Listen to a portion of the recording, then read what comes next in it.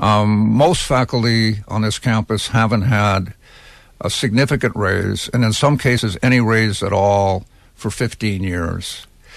Maybe there's something that people out there should understand. I've put a lot of my life and resources, my family resources, into getting a PhD. I've worked hard on this campus. I show up every day. I'm here. I work with the young people of this state to improve their lives. I do research that makes a difference in this state. I will retire with a salary that's less than a Madison bus driver.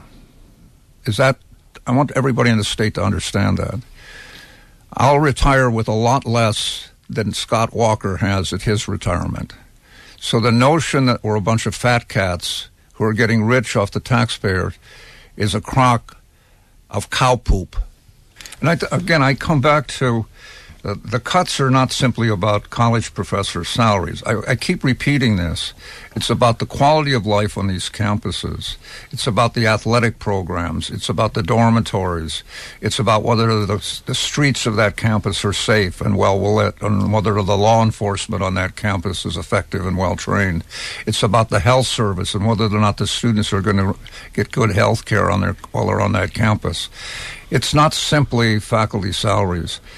Every university in this state is suffering in a variety of small ways. Curtailment of janitorial services, transportation services, repairing the old wiring in that dorm that hasn't been, refurbished for 30 years.